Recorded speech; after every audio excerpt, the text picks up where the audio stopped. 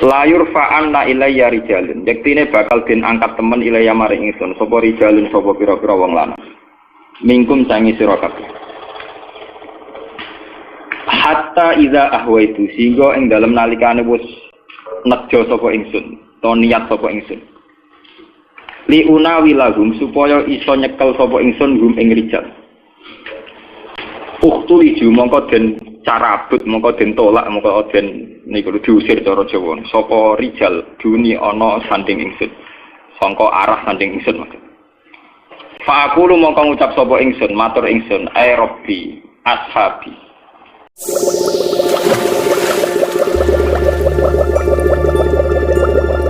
Ai rabbi duh pengiran ingsun. Ashabi utawi tiang-tiang niku para sahabat kula, para umat kula, para sahabat kula.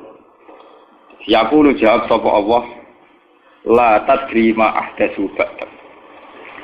La tadri orang ngerti sira. La tadri orang ngerti sira mak ing perkara ahdatsu kang padha nimbulno barang anyar sapa umatku utawa sapa ashab badaka sawise sira.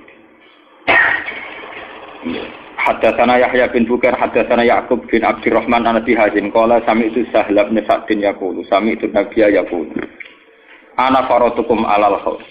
Ana uta ingsun faratukum iku mapak sira kabeh alal khaut ing atase telaga. Man waradahu syariba bihi.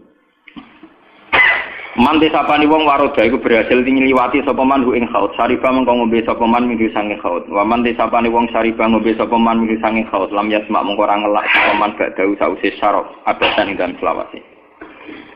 Nah iki dawuh Nabi layar itu yektine bakar liwat ale yang ngatas ingsun sapa aqwamun pira-pira kaum. A'rifuhum kang ngerti sapa ingsun hum ing aqwam. Wa ya'rifuni lan ngerti sapa aqwam ni ingsun. Saya kenal mereka, mereka kenal saya, tapi akhirnya summa yukhalu baini wa bainahum. Mongko nuli den alang-alangi sapa baini antarané ingsun wa bainahum lan antarané aqwam. Pun nggih kula terangno nggih napa.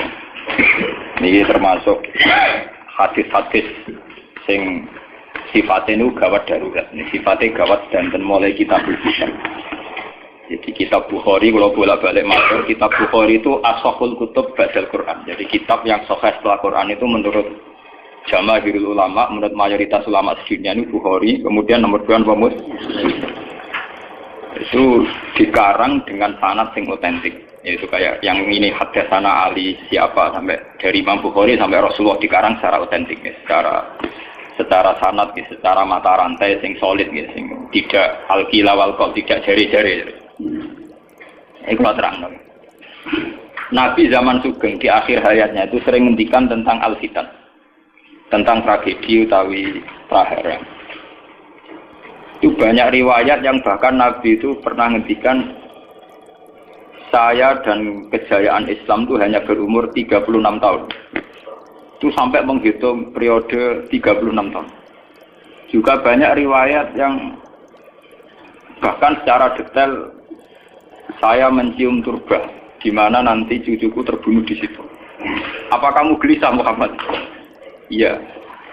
Kata Jibril, jika kamu mau, saya tunjukkan di tanah mana nanti cucumu akan dibantai. Itu riwayat jauh sebelum Said Husain dibantai di Karbala. Termasuk riwayat-riwayat yang se-ekstrim ini. Jadi ini kan terus mengaji kalau sing wingi bahwa nanti pada akhirnya sing mlebu neraka iku ora wong dolim tok, termasuk kita-kita sing saleh. Jadi wis sempat masuk swarga. Wong pontok khaudun Nabi berarti mendekati napa? Swarga. Bahkan bagian riwayat khaudun Nabi itu fil jannah. Makanya kalau wingi cerita, niki amun salah paham tuh. Orang Khawarij itu saleh-saleh wong. Justru karena kesalehannya itu melahirkan tragedi dalam Islam. Karena solehnya itu kemudian mengharamkan barang yang mubah, mewajibkan barang yang sebetulnya hanya sunnah. Penyakit wong soleh mesti begitu. Ane jajal awet ke itikaf ning masjid seminggu, soleh seminggu. Enggak metu perpal perempuan, enggak menjagongan ning omah. Kok ora eling pengen. Padahal eling pangeran iso ning omah iso ning dalan. Cuma dekne selerane kan ilinge ning masjid. Wong itikaf seminggu kok gegere Kak. Enggak kowe seneng pengajian ya ngono. Wong kene ora seneng ngaji sing teko kok wong 5. Iku gelem dijak apik ta ora? Padahal ning omah ngurmat anake ya apik.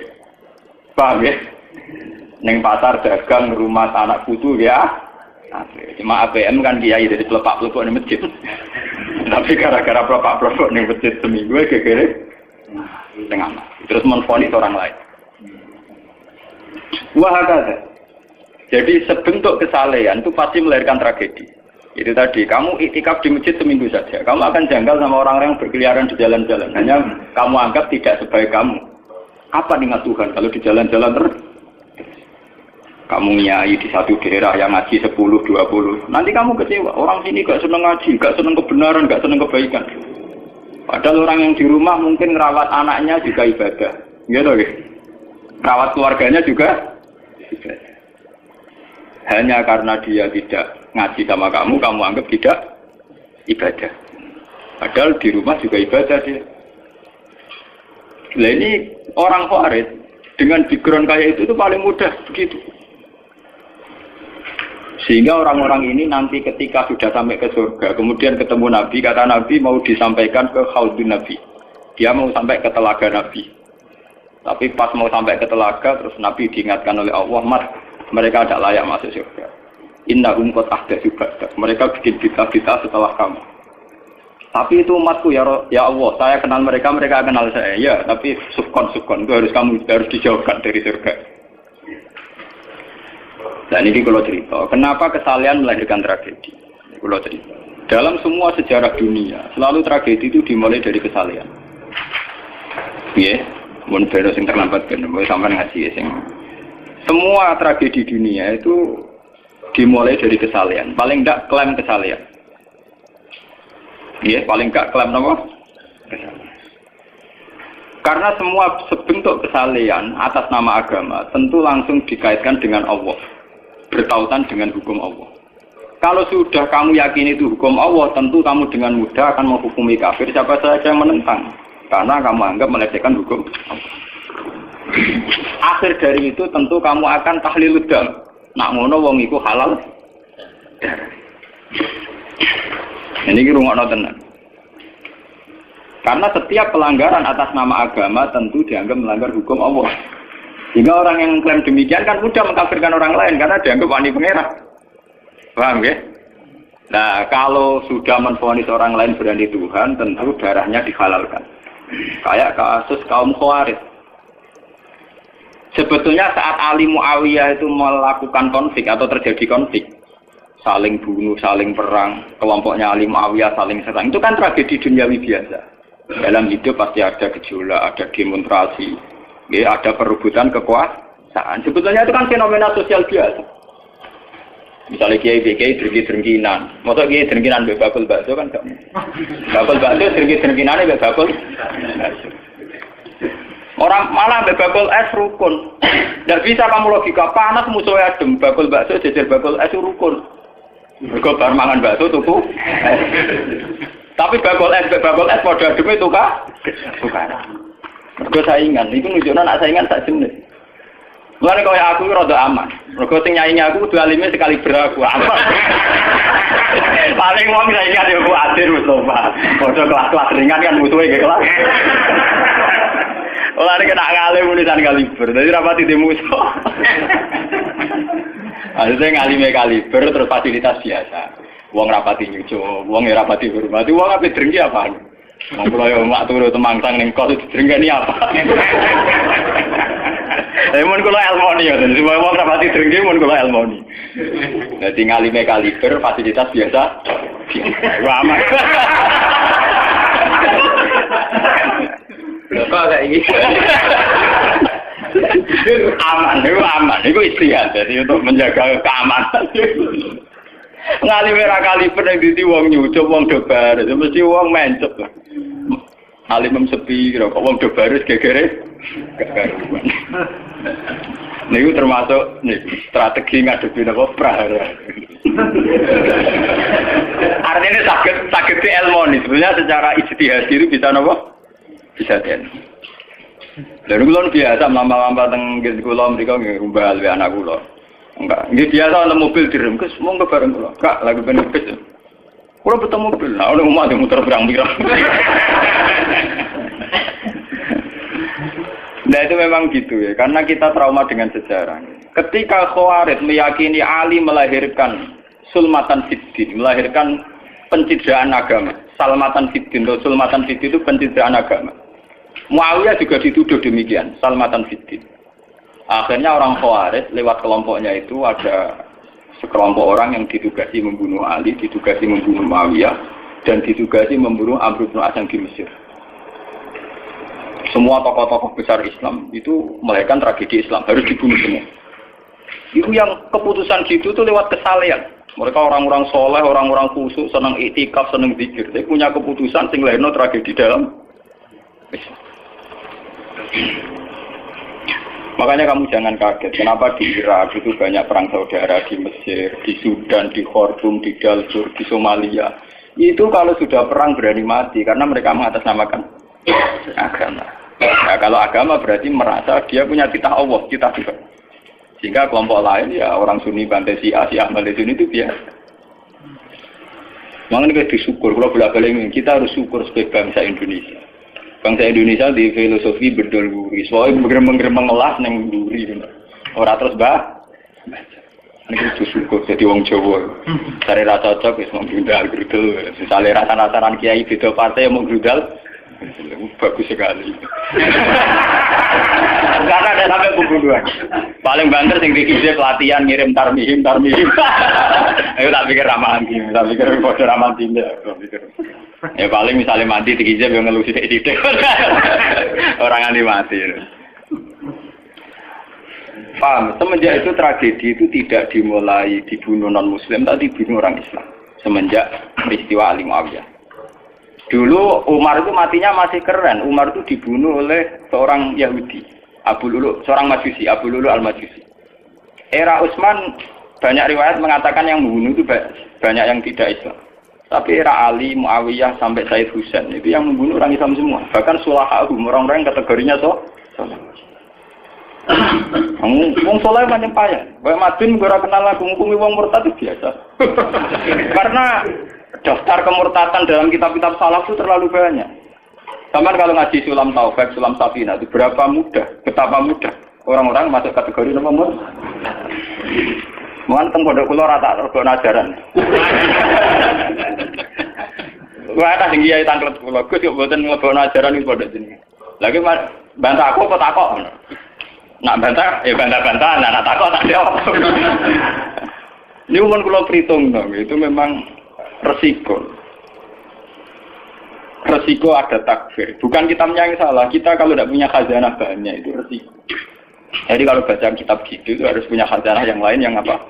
Banyak. Sehingga tidak mudah mentakfirkan orang atau memurtadkan orang. Semenjak Ali Muawiyah tragedi, karena kelompok-kelompok soleh itu menvonis Ali itu murtad atau Muawiyah itu murtad, kemudian diteruskan. Kalau gitu halal darahnya. Akhirnya dibunuh. Ali ya dibunuh, Muawiyah ya seringkali mengalami percobaan dibunuh. Jadi kalau kan nanti cerita tengah sini, jadi Ali hasil dibunuh, yang Muawiyah sebetulnya subuh itu juga dibunuh, tapi pas itu Muawiyah meriang, yang imami itu wakilnya, sehingga yang dibunuh wakil. Mulanya kalau boleh baca cerita, nih tinggal negara wong kesolehan di pintu-pintu, wong Khawarij sih pintu-pintu. Wong ngongkon killer, ngongkon pembunuh bayaran, wah tarifnya ini. Dalam Muawiyah itu sopo, pokoknya sing imami subuh. Orang disifati ciri-ciri spesifik buatan, pokoknya sing imami. Lalu Muawiyah subuh pria. Wong imami jadi materi. Wong apa jenenge? Apa itu istilahnya tugas-tugas yang super bahaya kok tarifnya pokoknya sing imami subuh. Wah, kemproh. Wara ini sing piye kotak tapi iya tak utune sing piye. Kemudian polisi itu diketas. Oh, ora tarife pokoke sing imami. Imami ya meriah. Nasibe apik. Jadi ora pembunuh profesional. Walhasil semenjak itu tragedi dimulai dari takfir. Setelah itu ada era Muawiyah punya anak Yazid. Yazid ada isu dia senang nyabu, senang ngeflek. Dia orang yang nakal saat jadi pemimpin. Orang Islam si sholat tersinggung. Wong kok dipimpin wong dolim. Cara orang Islam ekstrim wong kok dipimpin wong ra sholat, wong ra bener kok mimpin wong bener. Akhirnya Madinah bergejolak. Madinah bergejolak ini kemudian banyak yang mervokasi Said Husain supaya ngambil alih kepemimpinan sinten. Sampai tak cerita di tragedi ke saya. Walhasil Sayyid Husain akhirnya lewat bantuan orang-orang Kufah. Orang Kufah itu saat ini dari wilayah Irak. Ya. Jadi kayak Kufah, Asfahan, terus Nahawandi itu ikut wilayah Irak dulu. Ketika Irak pecah dengan Iran, ikut wilayah apa? Iran. Dulu yang situ semua itu namanya orang dulu kalau bilang itu Kufah sama Basrah. Gitu, makanya kalau di kitab-kitab Nahwu semua kitab salah kalau bahasakan kawasan itu, kalau tidak kawasan Kufah ya apa? Basrah. Sekarang di bahasa internasional lebih dikenal Irak semua. Tapi kalau dulu orang bilang itu Kufah, Basrah, Nahawandu, Asbahan, Khurasan. Itu kan dan sampean. Orang-orang Kufah datang ke Madinah. Ya Husain, karena yang dituduh zalim, kita-kita yang nanti di Kufah siap membeat jenengan jadi khalifah, siap dukung jenengan jadi apa? Khalifah. Ini ku mengkudeta kepemimpinan ya sih. Sayyid Husain sebagai orang senior, beliau konsultasi sama Sayyid Ibnu Abbas. Ibnu Abbas itu pernah paman, karena Ibnu Abbas itu misananya Nabi. Ya, Ibnu Abbas itu kan misananya sinten Nabi. Beliau itu sugeng nganti era Sayyid Husain ya. Ibnu Abbas sugeng nganti era Sayyid Husain. Ketika Sayyid Husain konsultasi sama Ibnu Abbas, dihentikan dengan Yabna Ammi, Al-Kufah Latafi. Sopo sing ape dukung kowe? Tiang Kufah ya Ammi. Wong Kufah atau jujur. Wong Kufah itu bulat gak welet. Al-Kufah Latafi. Wong Kufah nak janji atau nepat. Dulu kayak kawasan Kufah, ini sampai keluar cerita sejarah, bin zaman roh. Kan tiap daerah kan diterkenalan dewe-dewe. Ono daerah yang terkenal Bedol Guri, ono daerah terkenal Badoan. Yo tenan ora tiap daerah kan terkenalan dewe-dewe. Yang repot yang terkenal Bedol Guri, ono terkenal kayak Madura Badoan, ono terkenal daerah, daerah kono medhit kabeh. Nak kawin Sunda, wah wani wong lanang, kan tiap daerah aja. Dia terkenalan sendiri-sendiri. Paham ya, karena perilaku budaya orang mesti ada ciri. Nah, itu di era itu Kufah itu punya ciri khas Al-Kufah Latafi. Wong Kufah mesti ora jujur. Tenang. Walhasil akhirnya Sayyid Husain minta maklum ya, minta supaya dimaklumi. Ya Ami, saya ini sudah bertekad untuk menuruti permintaan orang-orang Kufah. Jadi meskipun paman saya melarang, saya tetap berangkat. Kata Ibnu Abbas, ya sudah kalau itu jadi keputusan kamu. Mulane Sayyid Husain terkenal Sayyid sing brengkel. Mulane kena dititeni. Sayyid sing turunan Husain niku rata-rata brengkel-brengkel. Nggih, kados orang Iran itu rata-rata Sayyidnya Husain. Kados Abdul Qadir, kados Sayyid Muhammad itu Al-Hasan. Makanya kalau Sayyid Muhammad itu Al-Hasan rata-rata karena Sayyid Hasan dulu itu yang punya keputusan amul ijtima. Jadi tidak mau perang. Sehingga era Sayyid Hasan yang dikatakan amul ijtima. Tahun bersatunya umat. Era Husain betul. Walhasil wala-wala cerita Sayyid Husain kerso dibawa orang Kufah menuju Irak. Pas sampai Karbala. Itu Sayyid Husain bilang gini sama pengawal-pengawalnya, ini sampai mana? Ini Karbala ya Husain. Sayyid Husain hadihi karobun wa balaun. Ini karobun, kesusahan wa balaun dan tragedi ujian. Delalah pasukan yang dikirim Yazid bunuh Sayyid Husain ya pasti mudik Karbala. Dan itu yang diperingati orang Syiah di 10 Muharram yang disebut tragedi Karbala. Makanya bendera-bendera Syiah itu tulisannya ya Husain karena orang Syiah meringati hari meninggalnya Husain itu jadi hari suci betul. Dari besarnya orang Syiah itu hari tragedi Kabupaten Sinten Husain, yaitu di Karbala. Nah kemudian versi cerita itu bulat. Kalau versi Sunni, karena sini model Kiai Indonesia, model versi Husnuzon, itu jari ini pengawalnya Muawiyah itu tidak disuruh bunuh, disuruh konsultasi saja. Cuma mereka overacting bunuh. Sehingga dalam keyakinan Sunni bahwa Yazid itu tidak dosa-dosa amat karena tidak nyuruh nama.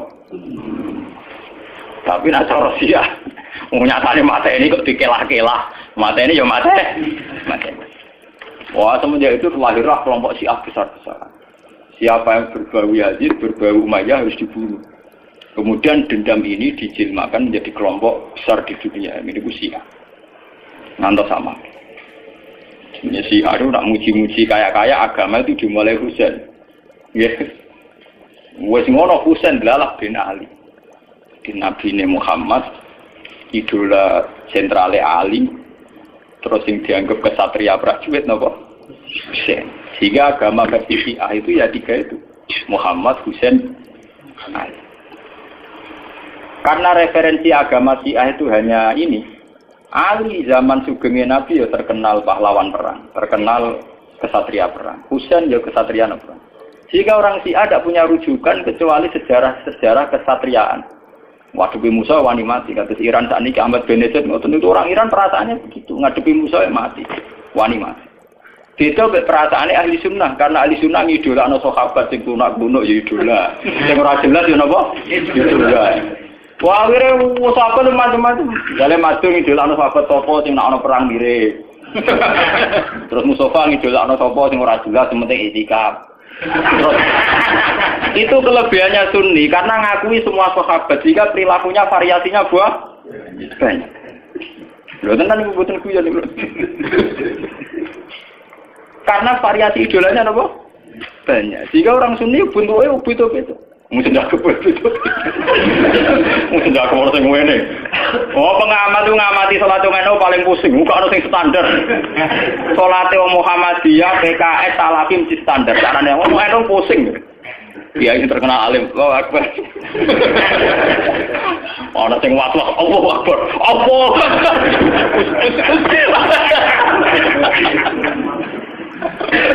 Oh, sedekah kok ora sing ngene. Ana sing ngene, ana sing santai. Ana sing lambene ngancing nono selik. Karena orang Sunni terlalu banyak tokoh idola, karena keyakinan Sunni semua sahabat itu layak diikuti. Iku mbok barokah laknat kowe keyakinan wong Sunni iku semua sahabat layak napa? Diikuti. Sahabat macam-macam, akhirnya wong Sunni macam-macam. Itu beda dengan Syiah. Sentral sejarahnya di Husain. Husain sebagai martel perang atau kesatria perang. Ali terkenal Al-Qarrar, orang yang reputasinya juga tentang apa? Sehingga dalam terminologi Syiah itu tidak ada istilah bihikmati wal mau'izatil hasanah, sing sabar ngadepi Musa sing santun ora mahal tuh, tak Jawa niku. Paham ya? Sampeyan ngerti kenapa Syiah cara berpikir demi nek Sunni mboten. Wong kiai iku dhisik ning daerah Abangan. Mujite tiga Islam ora males. Malah ndonga. Wah cerita seputar rawani tok to. Seputar sabar, seputar gak wani. Jarang kok kiai Sunni wani jotosan. Jadi sejarah. Dengan sabar. Sehingga dalam tradisi Sunni itu tidak ada revolusi. Sampai sekarang. Beda dengan di Syiah. Libanon pengikut Syiah, Syria ya Syiah. Iran juga Syiah. Meskipun Syiah sendiri punya variasi, kayak Syiah Imamiyah, Syiah Ismailiyah, Zaidiyah, dan sebagainya. Tapi trennya sama, tetap menjadikan Said Husain sebagai sentral. Karena langsung TV kan nonton benderane Syiah tulisannya apa? Ya apa? Ya Husain.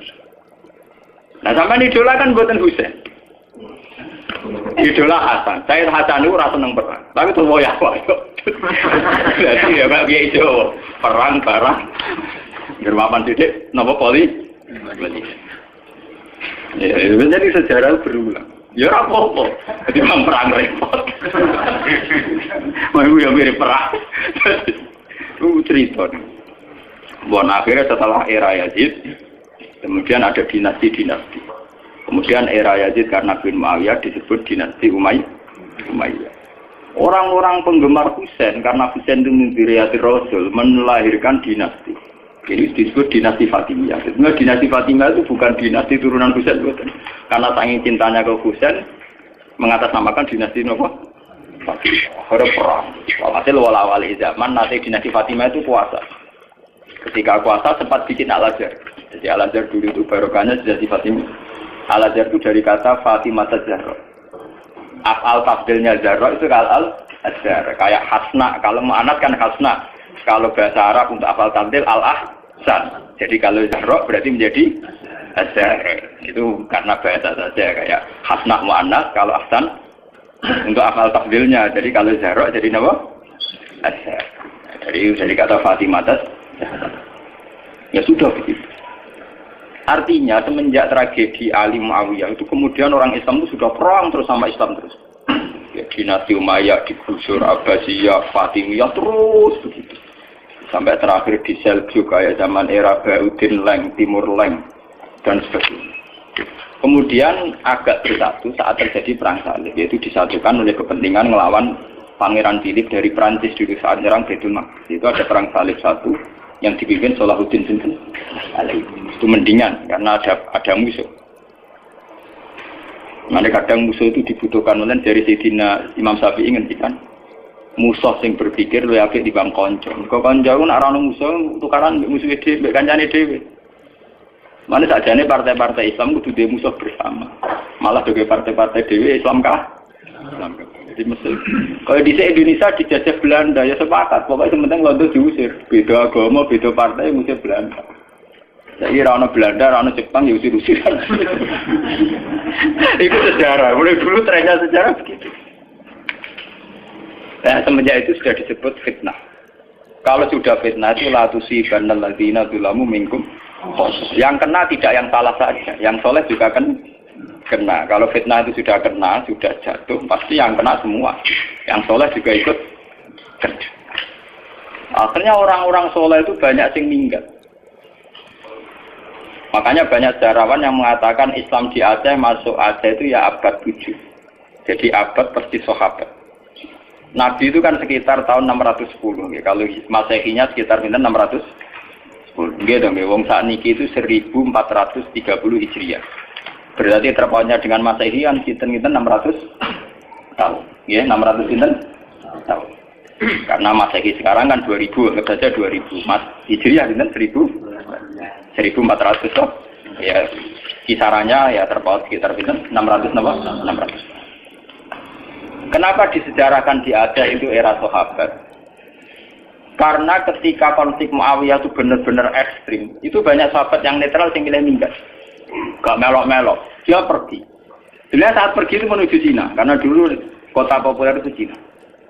Ya banyak yang sampai ke Cina. Makanya kayak Cina di King, di apa itu banyak kepulauan Cina yang Islamnya sudah mayoritas. Bahkan hampir semua elemen di Cina itu sudah banyak yang Islam. Termasuk pasukan. Makanya abad keberapa itu ada jenggo, ada apa itu kamu tidak usah kaget karena era sahabat saja sudah ada Islam di terutama di nopo niku sing nopo jenis kepulauan King nopo kabupaten atau kebunderan atau provinsi itu yang di sana.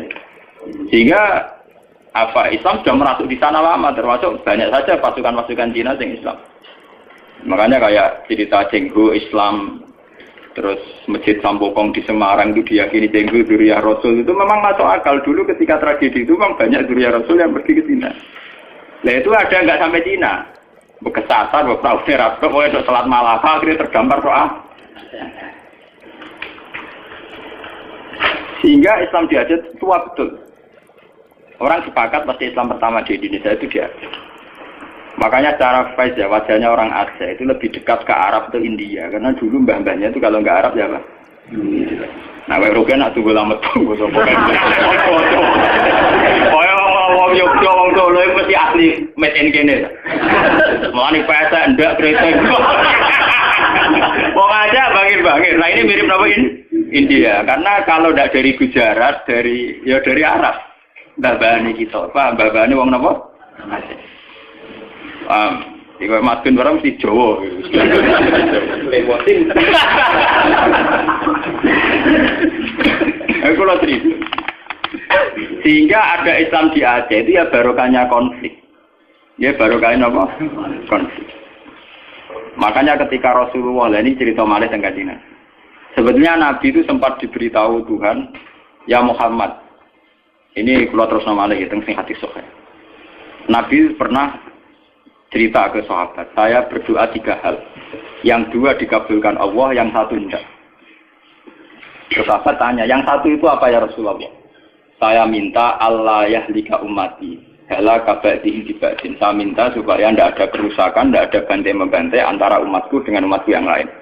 Kamane aku rasa pengen wong Islam paten-tinaten berumat Islam di famana anihah. Tapi Allah tidak mengabulkan itu.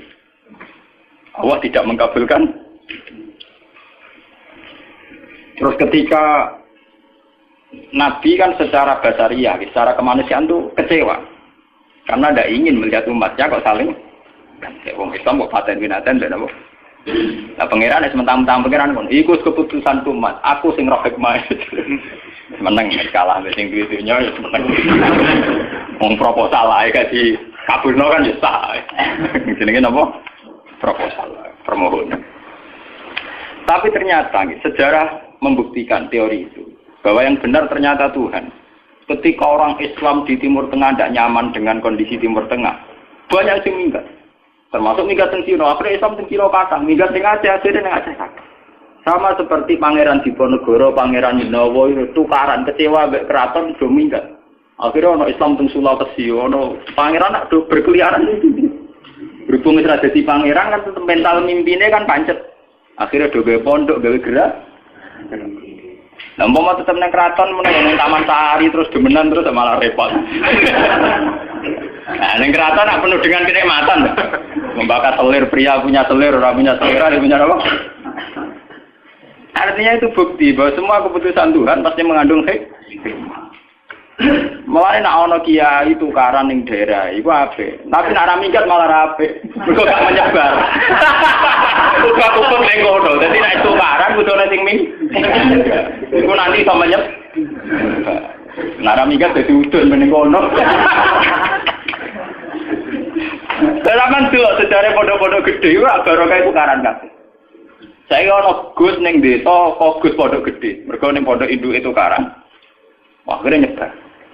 Zaman tanya saja, sejarah melilir boyo kerabat sampai. Ada pondok di Pandan Aran, ada pondok apa? Mesti barokah itu kah? Orang kamu munafik.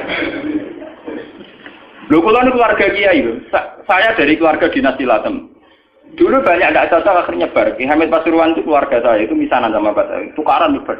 Banyak Balukman, rata-rata pasaran minggat ke Tuban. Itu penting itu tadi kadang. Cuma repot kadang tukaran ra minggat lagi. Jadi ujung. Berarti perlu minggat. Nah ini cerita. Sampai tanya sejarah manapun, baru kayak orang Islam ning Cina itu baru kayak tukaran, baru kayak minggat. Islam di Aceh juga baru kayak apa? Itu begitu sejarahnya memang. Makanya dalam hukum takdir itu begitu. Takdir itu kadang tidak menyenangkan secara syariat, tapi takdir nggak bisa dilawan. Ya karena itu tadi, itu sudah Tuhan. Tuhan itu kalau dengan hak prerogatifnya sebagai Tuhan mesti jawabnya ini alamu malah kalah. Saya tahu apa yang kalian tidak. Pengiran suatu motonge, soalnya ini alamu salah apa? Aku luwe roh, mungkin semua makhluk roh. Itu sejarah. Kemudian bahkan sebagian riwayat mengatakan ini yang sejarah paling ekstrim.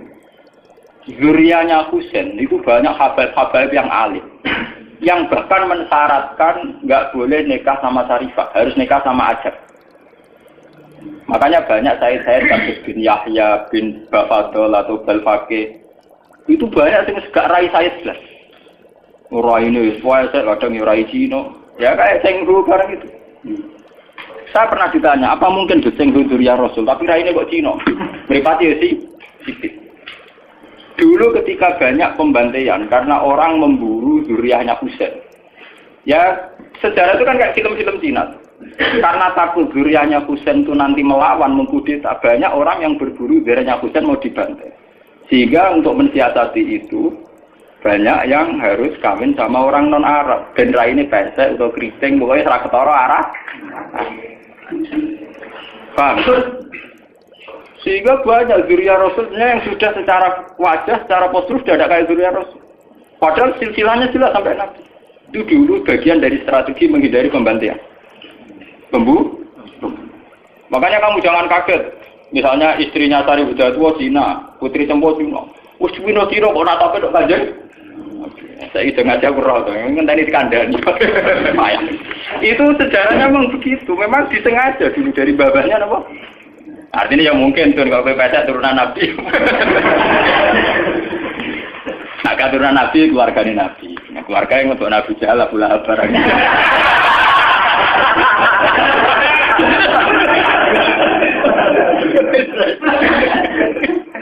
Aku lalu ada di kiai sering dibantah kayak kiai.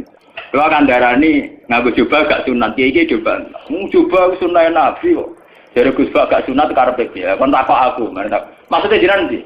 Gak cara kowe Abu Jahal coba. Terus coba ada pula coba. Nah ya coba ana Nabi tok Abu Jahal pula menapa?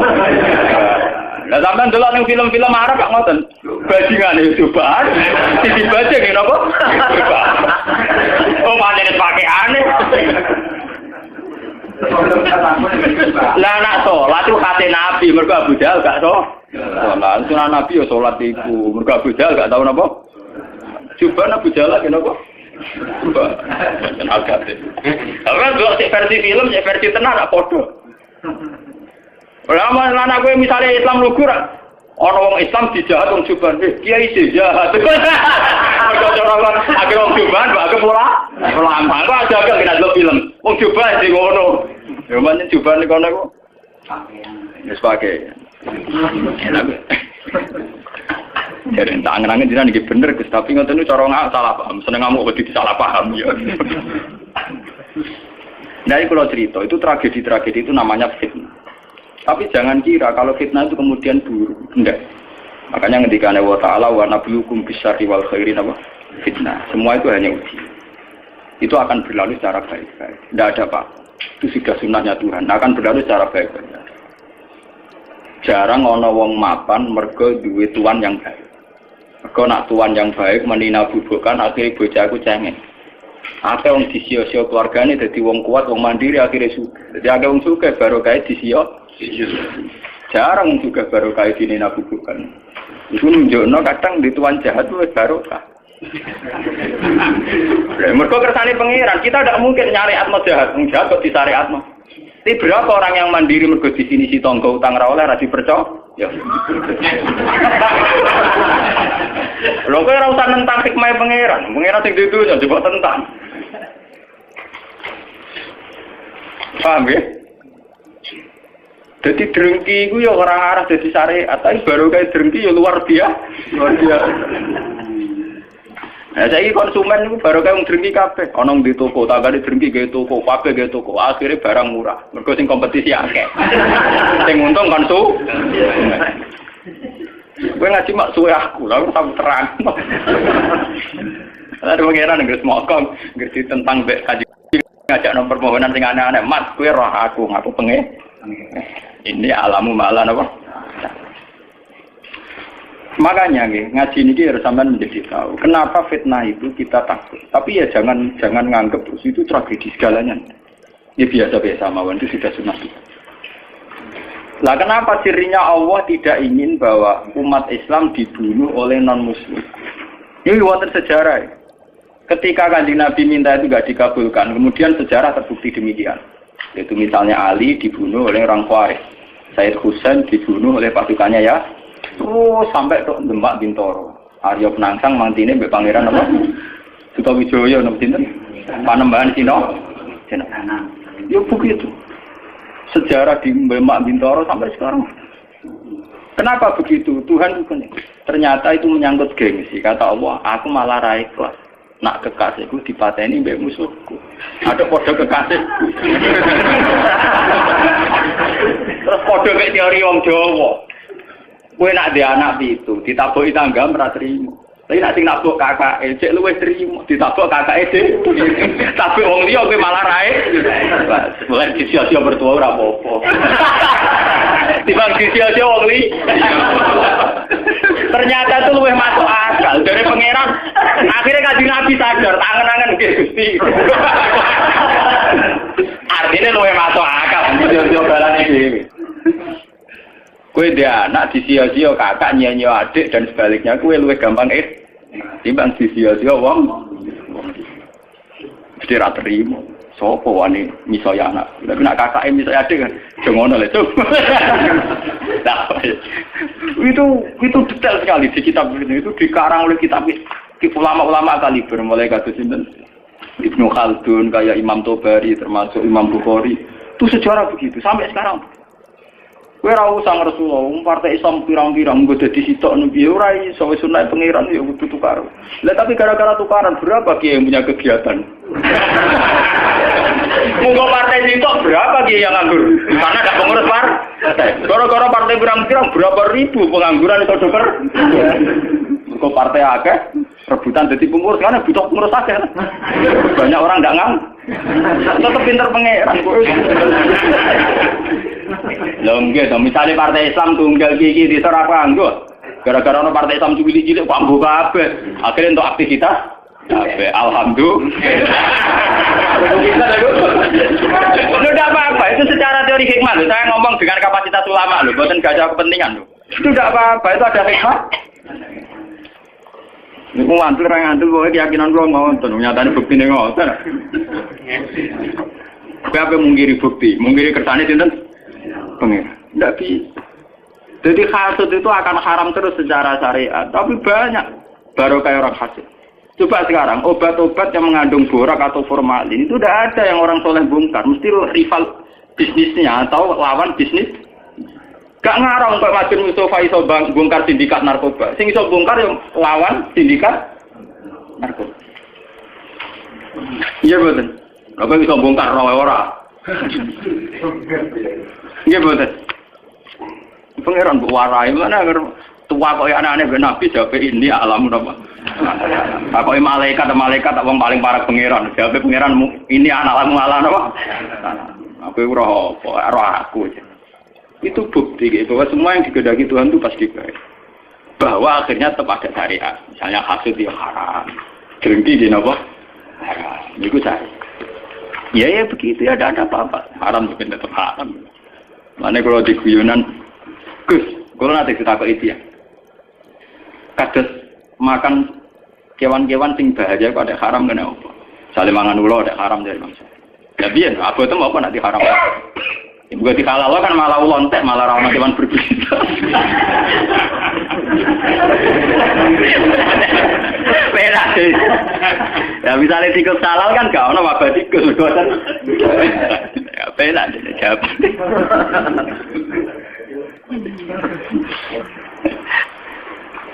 Gak ada yang orang takut sih kurang ajar, aku kurang mesti takut. Padahal Tuhan itu punya strategi itu yang menjaga ekosistem di alam raya ini ya karena itu. Umpama rano tikus, rano ular, rano apa. Misalnya populasi tikus itu terus banyak ngalai jumlah manusia.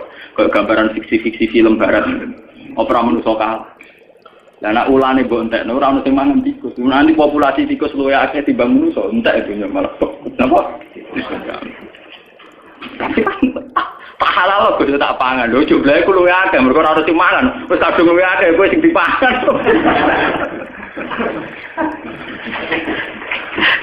Itu memang repot ya, menyangkut hal-hal begitu itu memang repot. Tapi semenjak ngaji ini sampai anak kantor bahwa ternyata Islam di Aceh sampai Cina bahkan sampai teng Samarkandi, Tashkent, teng Bukhara, Azerbaijan, Tajikistan itu dulu itu barokahnya konflik semua. Bahkan ada Islam di pedalaman-pedalaman semenjak Islam di Demak Bintoro Mapan kemudian mulai pangeran-pangeran kemudian menyebar. Ada yang moh ning gone keraton jadi resi, ana sing dadi ulama, ana sing dadi pangeran di kampung-kampung. Makanya kayak di Ponegoro sejarahnya dia bikin gerakan. Kemudian perilaku hidupnya tindak nggak nulis takrib. Makanya terus yang dikenang beliau punya tulisan tangan apa? Takrib. Nah, mungkin dia nyaman yang keraton, nak malah neng Taman Sari. Jadi ono hikmah minggat terus jadi ulah. Itu maksud itu sudah hikmahnya Tuhan. Buat ini kalau tersakan, nah ini sing niku guyon ini sing bakat sing ekstrim. Kembali lagi. Lah kenapa orang-orang khawarij, orang-orang soleh itu kemudian secara kriteria masuk surga harusnya masuk surga karena mereka sholat, mereka soleh, mereka ibadah. Tapi ketika mendekati Haudur Rasul, ya mendekati Haudur Rasul, pas diundang Nabi mau masuk haud, dilingno pengiran mat, innahum qad ahdatsu ba'da. Mereka itu orang-orang kriminal yang bikin tragedi setelah periode kamu Muhammad. Mereka orang-orang kriminal yang bikin tragedi setelah periode kamu. Tapi saya kenal mereka ya Allah, mereka juga kenal saya. Tidak, harus diusir. Ternyata dosa terbesar mereka adalah tahlil dam, mudah mengalirkan darah. Justru atas nama agama. Mulane kula nyuwun teng pengajian niki, apapun kondisi kita, wis akhirnya cocok mbek wong liya wis ra. Pokoke jangan mudah vonis atau menfatwakan halal darah Misal kira cocok wong nganti sudul langit asal ijek Islam utawa kafir dini utawa kafir sing gak harbi wong ra jelas. Jare kula gedeng wong. Piye wis pateni ya? Rasa dipateni ya mati dhewe. Pokoknya hindari hak mudima, sesuatu yang berbau menghalalkan darah harus napa? Karena kita ini sudah kenyang dengan tragedi-tragedi kemanusiaan atas nama napa? Agama. Lah sama ada nonton TV-TV ini. Perompak-perompak Somalia ku nang masjidnya mewah-mewah mergo kampung Islam. Mergo ngerampak ku aja digo revolusi gawe negara napa? Malah kempro-kemproan. Banyak tragedi-tragedi yang mengatasnamakan apa? Islam. Mergo terminologi agama kan kalau orang salah paham kan gitu. Cara bahasa dunia rampok. Misalnya dalam bahasa agama disebut ghanimah. Engko cara terminologi dunia mengatakan itu bojone wong, cara agama kadang diarani amat. Artinya apa? Agama bisa menjelma menjadi anarkis di tangan orang-orang yang tidak tanggung jawab. Paham ya? Karena ada kesamaan istilah. Enggak loh, sekali diarani ghanimah makanya wong liya oleh dijaluk to Mas. Paham ya? Sehingga mereka ya makanya banyak cerita-cerita ekstremis Islam yang kemudian berversi polisi pernah garong di toko emas ini, pernah ini itu. Karena mereka sekali meyakini satu keyakinan, nganggep ngono iku goni. Ngeri. Misalnya pemerkosaan terus dianggap amat repot. Ana kerusuhan Mei terus anggap kerusuhan. Itu kan repot. Makanya nggih kula setuju model Islam sing familiar, Islam sing sederhana. Kula nganti mati mboten seneng Islam sing aneh-aneh, sing ekstrem. Anu kula salat sunat yo rapati, apa kula seneng Islam sing umum, pokoke Islam minimalis. Kula nganti mati seneng. Kula nek ada bojo kula, aku ora seneng kok, misale bus warga perkara kakean salat sunat ora seneng. Selain kesel yo repot. Aku kan mlebu swarga iku mergo pangeran niku bah Islame kok sederhana, iku apik kok jaga stabilitas. Jaga apa? Kok repot. Marudin rahmat Allah Jembar ambus warga kok syaratnya kok repot. Nek kadung rahmat Jembar ambus warga sing syaratnya mini.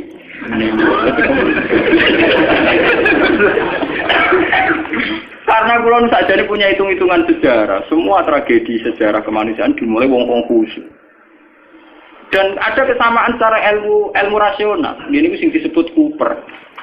Dalam teori psikologi, seorang Cooper itu cenderung begitu. Jadi nanti kalau terlalu akumulasi kayak kelainan. Jadi kayak nopo susu jadi paranoid, asal wong liya layak dicurigai, layak dibunuh. Itu orang-orang soleh. Ya karena memang secara kasat mata Ali itu melahirkan kegaduhan, Muawiyah melahirkan kegaduhan. Tapi kenapa fatwa mereka kemudian halal darah? Dan sampai kita akan ngalami tuh, misalnya Pak Guyupan Betawi mengusir Gus Dur ke Jakarta, terus siapa mau naburi Gus Dur dia itu kan ya selain tidak Islami juga repot. Kalau tidak cocok ngapain dibiarkan? Toh tidak usah dibunuh juga nanti mati misalnya kan masih bisa disilahin. Kan ada kebenaran yang mujma' alaih, misalnya kita sedekah, kita bangun masjid. Saya tuh sering tuh konsultasi sama orang-orang begitu, saya tanya, kan ada kebenaran yang mujma' alaih, misalnya kita sedekah, kita ada. Ngapain cari kebenaran yang tidak mujma' alaih, yang tidak disepakati ulama. Misalnya kita bunuh si A, sudah tidak mesti benar menurut hukum Tuhan, atau tidak mendesak, apa ada syarat di surga kamu harus bunuh orang itu? Jangan-jangan karena nafsu. Kan enggak mendesak. Nah kalau sampean tanya, tapi dulu zaman sahabat kan sering bunuh-bunuhan zaman perang. Perang itu beda dengan membunuh. Perang itu gentleman, ada depan-depan. Dulu sahabat ngadepi wong kafir ada depan-depan. Nah kalau membunuh menikam dari belakang itu enggak perang, enggak bunuh-bunuhan, kamu bunuh sepihak. Wong lagi kongkong-kongkong kok patahin. Ada tunggal, mana depan-depan kira wani. Perang itu kan ada depan-depan. Makanya yang dialami Nabi dan sahabat itu perang, bukan membunuh. Meskipun efek dari perang membunuh. Ya, tapi membunuh tanpa perang itu kan gak gentleman. Misalnya wong pas ngaji ini dibom, ada wong pas kongko-kongko ini gini warung apa? Itu kan sepihak tuh. Nah perang kan ada. Meskipun efek dari perang bunuh, gitu. Dia membunuh beda dengan perang. Paham? Itu beda sekali. Nah kalau orang Khawarij itu gentleman harusnya nantang Ali. Ali kamu itu salah, coba perang tanding sama saya, itu fair. Enggak ngenteni sholat subuh. Bahkan riwayat baca pas sholat dikira rawani ngenteni pas sujud. Mun kan nemen oleh nyolong tuh. Iya toh kita riwayat pas nopo? Itu kan betapa ada gentleman-nya, enggak kesatria. Sholat ala yubi mata ini musuhnya pas loro, pas perang loro tiba ditabak nasi. Engkau naik semari perang tanding bener. Saking kesatriannya kan. Dia tuh yang cerita-cerita orang. Dalam cerita kesatria kalau perang yang satu pedangnya sudah jatuh nggak diteruskan bunuh kan? Karena tidak kesatria yang punya pedang melawan yang tidak punya. Dia tuh. Ini harus jadi sejarah. Nah. Orang-orang yang melahirkan bid'ah terutama yang sampai tahlilul dam ini yang dimaksud Nabi innahum qad ahdatsu ba'da. Mas wong ngono iku ora perlu mlebu swarga, mergo bikin bid'ah sing parah. Ini ku melahirkan apa? Tragedi kemanusiaan. Niki kula maca teng Sarai teng Fathul Bari, jadi bid'ah di sini bukan sekedar bid'ah kados tahlilan ning kuburan niku bid'ah ringan. Umpama masalah tenan ya orang nganti mlebu neraka. Bid'ah ringan. Niku kelas ringan. Ini yang di cara-cara bid'ah ini itu bid'ah yang sampai tahlilut. Dunger, ya itu kayak yang dilakukan Khawarij. Makanya nggih kula wingi ditamoni kiai-kiai, kata kiai Rembang sing sowan kula tanya. Gus, Islam in Indonesia cara jenengan piye? Aku jawab, Islam Indonesia yang terbaik ya, di dunia yang terbaik. Meskipun ya tidak jelas tapi ya terbaik. Artinya ra jelas itu patokan cekak nganggo pakaian minim nggo ruko ning masjid damai. Lah cara wong Timur Tengah janggal, pakaiane ra Islam kok ora masjid. Engko ning masjid lagi 3 rukuwe bar kok dicoplok meneh patokan cekak lah sing calanan kiyaine sak ustaze ora keberatan ben ngono. Anggap ae semandake. Mereka nanti ini ditakoki, gitu kok udah kamu tegur itu kan buka aurat di depan umum. Tapi kan sholat, apik toh. Yang penting kancane orang keterucut di apik awake lah itu keterucut. Itu aslinya. Tapi di Indonesia itu baiknya Islam yang saya katakan terbaik. Kita ini tidak punya tradisi kalau tidak cocok dulu. Itu tradisi terbaik Islam. Saya rata cocok PKB gaya partai D, rata cocok P3 gaya partai D, rata cocok pondok induk gaya pondok D, rata cocok jamaah toriko apa gaya jamaah D. Jadi variannya itu ringan kan. Dan itu melahirkan berkah, akhirnya ono tes berkeliaran di pakanan dan sebagainya itu tidak apa-apa.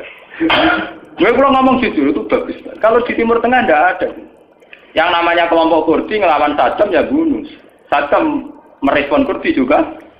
Ikhwanul Muslimin di Mesir juga begitu. Di Khartoum, di Sudan, di Darfur, di mana-mana begitu. Di Somalia begitu. Islam Indonesia kok. Nanti kalau ngerti kandang ini yang Gus wonten kiye boten cocok jenengan. Nak wong Indonesia to nggih wae cocok ya. Paling gremeng tok. Jajal ora cocok wong Kurdi. Nggih to nggih utawa Muhammad. Itu ngeri. Wong Yasir Arafat itu punya menulis buku. Yang semangat bunuh saya itu bukan sekedar musuh-musuh dari Israel, tapi dari kelompok Islam garis keras itu ya semangat sekali ingin bunuh. Nah, itu tulisannya Arafat. Ya kita memang nggak antian, tapi tidak bisa jadikan model. Kita respect sama perjuangannya Hamas, Ikhwanul Muslimin dalam banyak hal mungkin kita cocok. Tapi itu tetap kita punya budaya sendiri. Ya kita punya budaya apa? Ini budaya yang gremeng ini. Daripada ada diudur gremeng rapopo, temen-temen gak mati. Tidak apa-apa. Kalau mau catat sarah-sarah ngoten. Semua bentuk hak nudima, semua bentuk pencegahan terhadap aliran darah, mengalirnya darah itu harus dibela. Dan itu syariat Islam tertinggi. Buktinya Rasulullah ketika ditawari kafir Quraisy untuk damai dikenang sebagai sulhul Hudaybiyah. Berarti Nabi kalau perang sudah mentok, tidak ada perdamaian, tidak ada perjanjian. Selama masih mungkin tuh Nabi tidak senang. Makanya ketika kafir Quraisy minta satu perjanjian ya dituruti sama Nabi sulhul Hudaybiyah. Dulu ketika di Madinah ada piagam Madinah juga dituruti. Jadi perang itu sudah mentok. Islam berusaha semaksimal mungkin supaya perang itu tidak ada, pertumpahan darah tidak ada. Jika dalam fikih ada disebut kafir zimmi, kafir mu'ahad, kafir musta'man. Itu orang-orang kafir yang nggak boleh diperangi karena statusnya tidak harbi. Fikih itu hanya membolehkan perang sama kafir yang memusuhi Islam. Makanya ya waktu ruhum ya kalau mereka merangi wa akhrijuhum mimman haitsu akhrajukum. Makanya wa qatilul ladzina yuqatilunakum, perangi mereka yang merangi kamu. Tidak ada di Quran qatilul kufar, tidak ada. Perangi alladzina yuqatilun. Maf'ul bihnya jelas, perangi mereka yang merangi kamu. Nah, tapi kemudian Islam didangkalkan, perangi orang kafir itu tidak ada. Yang ada perangi mereka yang merangi kamu. Dan usirlah mereka yang mengusir kamu. Wa akhrijuhum min haitsu akhrajukum. Itu jelas sekali aturan mainnya apa? Sehingga disebut perang karena berhadapan-hadapan, bukan bunuh nilep. Itu beda sekali kan bunuh. Musuhnya pas turu dipateni, pas sujud kok sing sinali. Jadi adekan orang Khawarij itu tidak cocok Ali terus, ya Ali saya tidak cocok kamu ayo perang tanding apik, gentle. Kayak Ali rasa cocok Amr bin As tidak perang tanding. Amr bin As itu panglima terbaiknya Muawiyah, rasa cocok Ali tidak perang tanding. Mergo Amr bin As ngerti Ali senengane perang. Tapi Ali kan di pengapesan, disebut karoma wa wajah itu jadi ini mergo ora tau roh aurat. Kamane ora tau roh aurate wong liya. Bareng Amr bin As mek kalah terus udah mlayu Ali.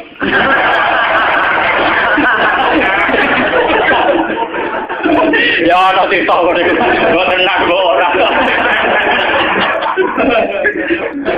Tapi dari kocok kula kurang ajar, berarti enggak terus. Lah ini kok mlayu mergo roh Abu Bakar sudah tahu roh. Berarti tetap tahu roh. Maju mergo jare roh, berarti ya tahu roh. Tetap tahu roh, Gus ra iso tak ora roh.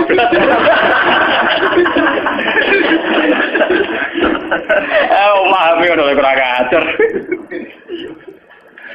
Enggak sampean biar tahu kenapa. Ini kan biar sampean tahu. Kenapa orang-orang soleh yang sudah dekat sama Khaudur Rasul ini kan sudah dekat. Sudah sampai ke Khaudur, tapi sama Nabi mau ditarik. Ayo ikut masuk. Terus sama Allah dicegah, jangan boleh ikut. Karena mereka melahirkan tragedi setelah kamu, Mas. Yaitu tragedi itu dimulai setelah kabudutnya Sayyidina Ali, Amr bin As. Ya, diteruskan kabudutnya Sayyid Husain. Ya, habis itu terus sampai periode Timur Leng. Timur Leng malah lucu meneh. Pidato teng kene sakniki teng Konstantinopel gitu, daerah kawasan Turki, kawasan dene uga negara Islam, mantan budak. Mulane ora ana pemimpin sejati kecuali saka keluarga budak tong biasa. Ora ana pemimpin sejati ning perang kok keluarga priyayi. Mergo mulai dhisik wong priyayi ra pati wani mati, wong kena riwe iki cerat-cerat. Anak mantan wong cilik kena peso ya biasa ditabuki wong ya napa? Ya, penting nak dadi tokoh. Mergo nekate gak karu. Niku dia filosofinya jelas. Ketika ditanya ingin nyerang Mesir, nyerang Medina, nyerang mana-mana. Sebagaimana hanya ada satu Tuhan, juga harus ada hanya satu raja. Islam. Untung dia sungkan ambek Ibnu Khaldun. Jadi dia itu satu-satunya raja yang kepengen negara Islam sedunia. Rojo Dewa dikirimi surat, agar gak melok afiliasi ning kerajaan dia diserang. Periode Timur Leng. Ya semua kerajaan dulu memang begitu, kayak Majapahit, Anggerono kerajaan kecil disurati, melok utawa diserang. Nah melok ya terima jadi kadipaten. Nah ragil melok ya Timur Leng ya begitu. Nah dia yang sungkan hanya sama Ibnu Khaldun. Jadi Ibnu Khaldun itu menangi tragedi-tragedi perang. Dia konsultan. Itu begitu di mana-mana begitu. Kerajaan Islam begitu. Nah tragedi perang ini dianggap awaluman sana itu Yazid. Karena yang membunuh sinten? Sayyid sinten? Husain. Nah, ini balik yang cerita Syiah. Karena Syiah itu kecewa dengan selain Husain Ali, maka dalam khazanah Syiah, dalam idola Syiah itu hanya ada cerita-cerita tentang kesatriaannya Sayyid Husain. Makanya di otak orang Syiah kalau ngadepi Amerika ya perang, ngadepi mana perang karena mereka tidak punya khazanah referensi sahabat sing lunak-luno, sahabat sing apian, ora dulu mesti orang mereka kuat ra kanggo. Ora napa? Paham ya? Terus kaum-kaum Khawarij ini karena mereka soleh, sebenarnya sudah dekat ke surga. Ya, terus sama Allah diingatkan, Mas, mereka tidak layak bersandingan dengan kamu. Innahum qad ahdatsu napa? Nah, lewat ngaji ini sampai kuro kairo, ahdatsu itu bukan sekedar bid'ah kayak tahlil, kayak klaimnya Wahabi itu. Kalau Wahabi itu berlebihan. Masa ziarah kubur dihukumi syirik, wong tahlil dihukumi apa? Nak cara kula, itu ngukumi syirik itu yang ekstrim lah. Dosa besar yang ekstrim, kayak bunuh. Saya berani bersumpah, saya itu kalau selain bunuh itu kula masih, kalau bunuh itu memang ngeri itu. Satu orang punya keluarga.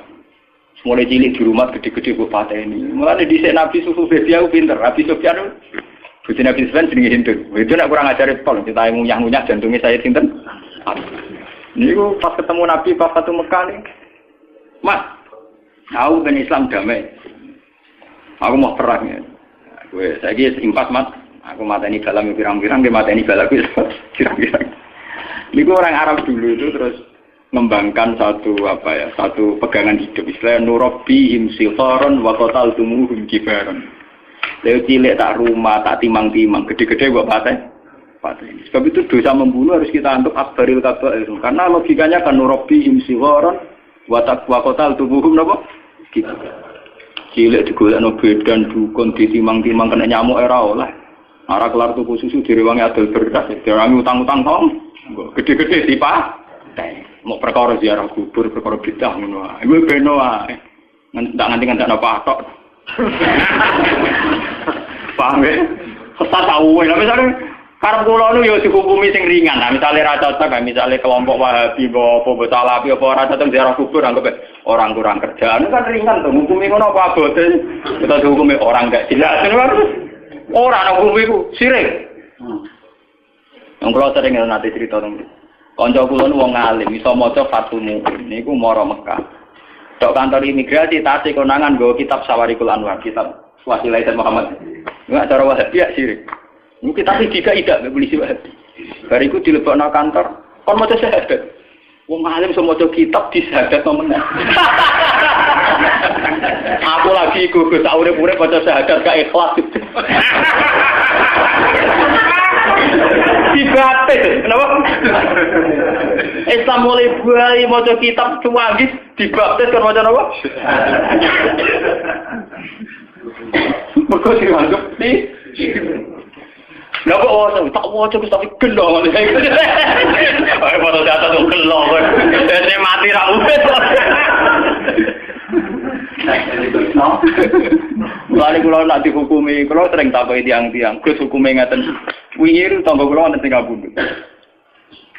Kula akan nyolati teng musala kula nggih. Keluargane teng ngene. Lah mudin sing tukang ngurusi jenazah mudin. Sowan Gus. Kula mudine tuwa, sering tak Gus. Senengane ngenterong mati gak gelem mati.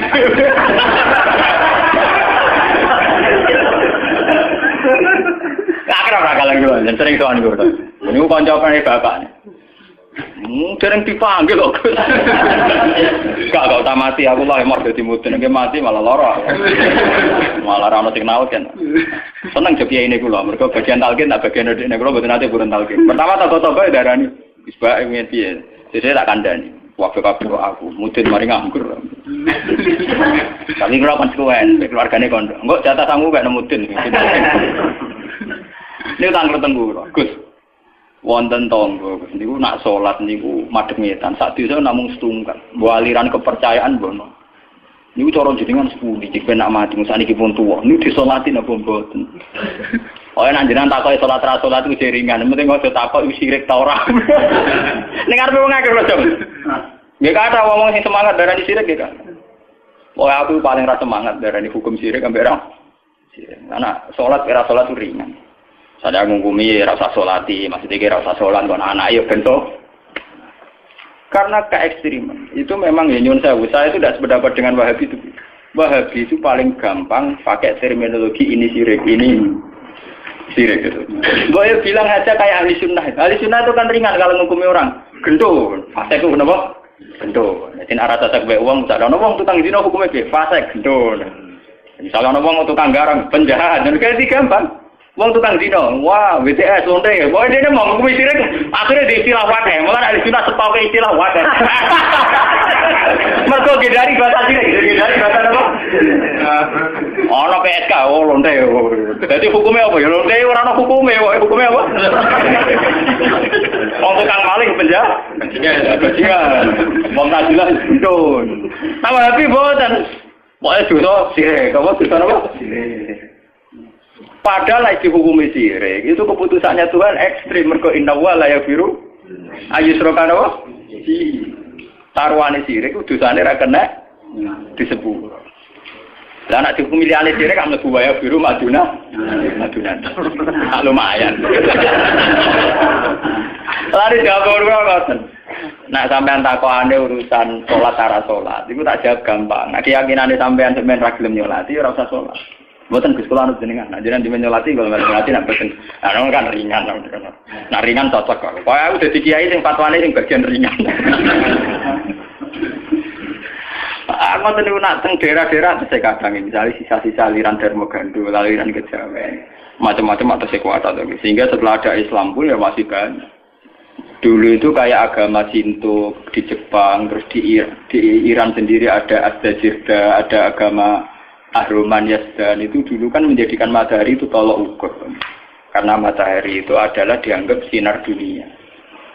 Makanya sejarah Ibrahim melawan kemusyrikan ning kaume nggih falamaro asam sanapa bazikotan melawan penuhanan matahari. Nah, dalam teori kayak di Jepang di mana-mana itu kan matahari dianggap sentral, sehingga dulu itu ukuran sholat itu yang ngadep matahari atau tidak. Ini sejarah. Paham ya? Karena matahari dianggap sentral, dianggap kayak semi Tuhan sentral ya. Sebab itu ngendikane Nabi ojo sampai sholat ketika matahari baru terbit. Juga jangan sholat ketika matahari mau terbit. Saking susahnya Nabi melawan tradisi mendewakan matahari. Sampai Nabi ngendikan fa innahuma qarnas syaitan. Fa innaha tatlu qarnas syaitan. Karena sudah mendarah mendaging dulu orang ketika periode sebelum Masehi sampai setelah Masehi menganggap matahari itu sumber sinar, sumber segalanya, sumber kehidupan. Sehingga dulu orang itu kalau orang Arab, ini pun malah kan orang Arab pun nak ngitung yang ganggu srengenge. Iku ketok nak orang Arab yang jahiliyah tenan, jenate syirik tenan. Orang Arab itu kalau darani timur itu kan masyrik, nak darani kulon mas, terus nak darani napa mriki budi? Kidul. Kidul iku napa janubi? Napa? Janubi. Sing kiwa napa? Simas. Iku nunjukno nak kemungkinan apa dalam otak orang Arab itu bayangan wong madhep ngetan. Sehingga ukuran itu begitu, masyrik, maghrib, terus ini apa? Mergo umpama bayangane wong Arab ku madhep ngalor to ngidul jadinya ndak begitu. Kok baleni iki? Umpama wong Arab bayangane madhep ngalor ngeten maksud kula. Itu kan berarti sini itu kena masyrik, sini kena maghrib. Tapi orang Arab kan caranya ngukur kan begini. Jika sana punya nama masyrik, sana punya nama maghrib. Terus ini tidak punya nama. Namanya ini Janubi sama apa? Intinya orang Arab kan bayangannya uang nak masuk bulan, masuk metan itu. Paham ya kalau maksudnya? Artinya mereka menghadap matahari kan? Lah menghadap dalam sebelum ada agama tentu dengan arti nyembah atau mendewa. Paham ya? Paham ya? Itu sejarah. Jadi nganti bahasa Arabnya ketok dimulai kok bayangan wong masuk nyetan. Ya kadhe pinter. Mulane Islam antipati ana salat kok. Wae medune srengenge utawa wae diurupe. Utawa wae srengenge ning tengah. Lho Nabi sing dilawan ku ukuran srengenge kan. Kau oleh salat pas srengenge metu. Surup ya ora oleh. Pas ning tengah-tengah. Ya. Mana kalau seneng, kalau ada ulama kok aku sing rapati sholat itu. Aku semangat duha malah tengah itu aja nggak setan. Mungkin kalau hitung, aku nih kadang-kadang kanca-kanca pada ini tak hitung, secara syariat napa, tak hitung. Dasar cocok. Ini pun nunjuk betapa yang namanya matahari itu dianggap sentral. Jika sisa-sisa aliran-aliran kepercayaan sing dewakan matahari itu banyak. Ya, ini bersamaan roh sejarah. Sebab itu Nabi juga melawan dengan cara itu. Zaman Nabi Ibrahim ngoten, falamma ra'asam tabazi wa tangqala hadza rabbi hadza akbar. Ketika era Nabi Muhammad ngaramno salat fil awqat al makruhah, batasannya matahari semua. Alasannya Nabi napa? Fa innahuma tatlu'u qarnas. Iku bareng ambek selerane setan. Cara iki iku ana manane iku pas setan ngetokno sumune, ngetokno kedikjayaan. Jadi setan memprovokasi manusia. Delok oleh pentingnya matahari. Delok oleh betapa matahari menjadi sentral kehidupan. Delok oleh matahari sebagai yang segalanya. Nah, Karena matahari itu diposisikan demikian oleh wasa itu setan, orang terus menghadap matahari. Pas menghadap, karena belum ada agama, tentu dengan arti menyembah atau mendewa. Nah, Islam itu jangan sampai mirip-mirip baik. Nah, caranya mirip belas. Oh, coba sholat. Ada gue ngopi, tandung nggak empuk, paham ya? Jadi orang gunanya santri-santri negeri itu rokokan. Benjaramu yang haram Allah.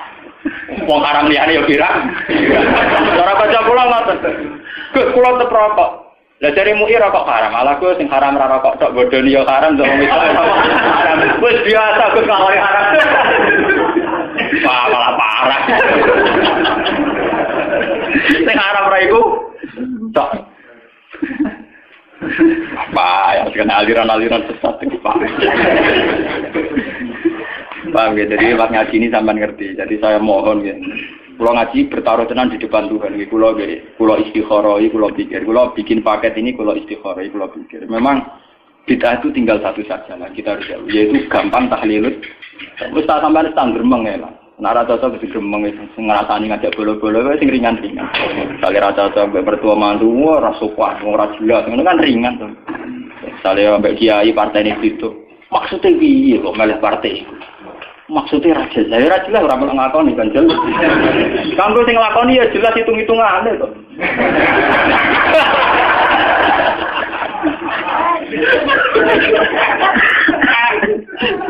Kalau ngomongnya ora melok ngakoni ya ora hitung-hitungan. Kanggo sing nglakoni ya jelas. Jelas. Lan kok kertakok iku jirane mboten derek nyalek-nyalek ta apa gak. Kalau ini tambah laris, gara-gara kalau jago peragi politik, jadi tamu pulau kayak kata, tapi tak pisau ya mereka. Aku lama takut hukum tak jawab, takut partai-partai pusolihin, anti partai dolimin. Nanti kalau tak, berarti jenengan golput, orang ya tetap milah, tapi separuh ya.